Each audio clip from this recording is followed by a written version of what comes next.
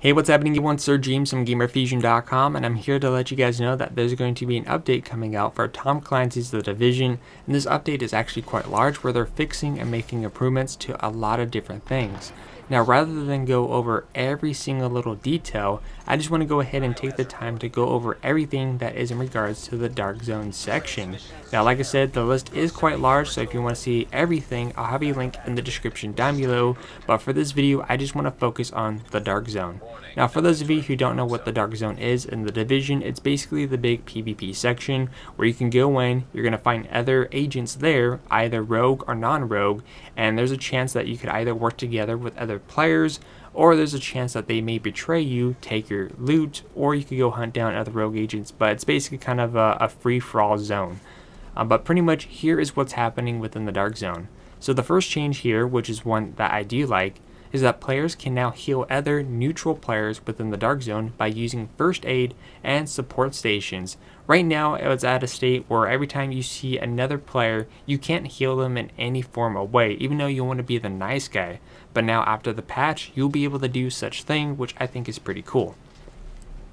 The other big change, which I like, is that players are now able to fast travel to the Dark Zone checkpoints. Every time you wanted to enter the Dark Zone, you would have to go to one of the main entrances, which in this case was a very long walk, sometimes leading 2 or 3 minutes into it, but now you'll be able to fast travel to the gate. But do keep in mind that if you're already in the Dark Zone, you can't fast travel to the gate to exit the zone, you would have to go there by foot. Next up, the Dark Zone disconnect timer has been increased to 30 seconds, meaning players will remain in the game world longer when logging out from the Dark Zone, and this applies while not in combat. Item extraction from the Dark Zone are now properly marked as new items when moved to the player's inventory. So just in case, if you're the type of person who likes to keep stuff in your main chest so you're not carrying around with you, you will now know every item that you extracted from the Dark Zone because it will be marked as new, so that way you don't have to kind of fiddle around and pick and choose what items you had there before or not. Let's see, the next item is that the players killed in the Dark Zone now drop ammo, medkits, and grenades. And this loot is generated and not taken from a dying player's inventory. So basically what this means is that oftentimes when you kill NPCs, ammo will tend to drop for your weapon, either primary or secondary, but now if you die within the Dark Zone, a medkit will drop and it will not be taken from your inventory, along with ammo and grenades, which I think is useful. Let's see, the next thing that's going to be happening is that players killed in the Dark Zone will lose less Dark Zone funds, which is basically going to be your currency for the vendors, and experience, rogue and non-rogue. Now before, basically a lot of people didn't want to go rogue due to the fact that when you die within the Dark Zone, you lose a crap ton of funds and especially experience. Right now I'm actually very close to level 50 Dark Zone, which is basically going to be the main level you want to purchase some of the high-end gear. And basically every time you die in the Dark Zone, you lose a crap ton of experience to the point where people often just don't want to go rogue. But now they're going to be fixing that, which is always a good change. Next up is that Dark Zone funds and experience rewards for surviving rogue status has been improved, and pretty much what they're trying to go here, which is something that they discussed, is that they were kind of shocked how many friendly people there are within the Dark Zone, and they wanted to change it to where people would go rogue more often. So now if you're going to be going rogue and you survive, you're going to be rewarded with more experience and funds. Next up, Dark Zone funds and experience rewards for killing rogue agents have been improved as well. So if you like to hunt down other rogue agents, then you will also be rewarded just as much as rogue agents. Next up, Phoenix credits have been increased on the level 31 and level 32 enemies within the Dark Zone, and here's how it's broken down into. For those of you who are hanging around the level 30 zone, named bosses will be killing anywhere between 1 to 3 Phoenix credits, which is how it currently is for all zones.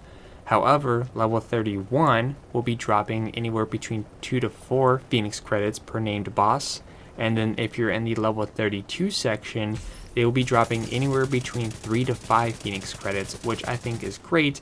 I mean, it's not a huge improvement, but it's better than what it currently is because, I mean, obviously if you're going to be traveling to the higher zones, you should be rewarded better, which is exactly what they're implementing in this patch, because not that many people enter the level 31 or 32 zone. They're also going to be increasing the drop rate of high-end items from the level 31 and 32 named NPCs within the Dark Zone, and of course they also increase the drop rate of high-end Division Tech material from the level 32 named NPCs within the Dark Zone as well.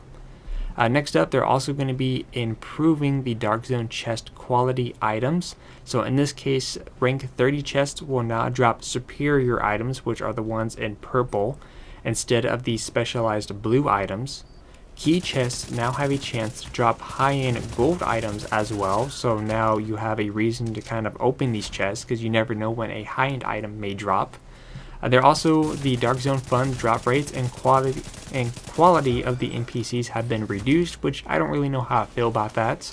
As far as any type of bug fixes that they're going to be changing, this is what's happening, is that they are fixing a bug where the Wildfire and Fear Tactic talents were affecting neutral players within the Dark Zone.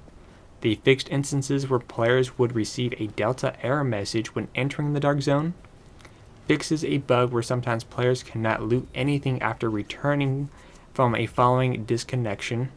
And of course, they also fixed a stage 1 rogue timer not displaying correctly when rogue players receive damage from another player.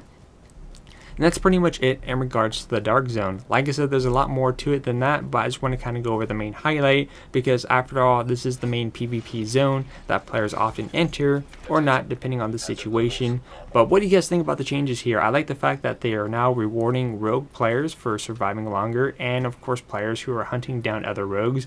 I do definitely like the improvement that they are making for the level 31 and 32 zones because before they didn't seem as rewarding. I mean, true, I would find better loot drops at times for, crafting material, but now I have a reason to enter there because now you have a chance for higher end items, which by the way, higher end loot drops also mean more rogue players, so you have to watch your back within the Dark Zone, so make sure you have your pulse status up, that way you'll be able to see anyone else that are going to be coming after you.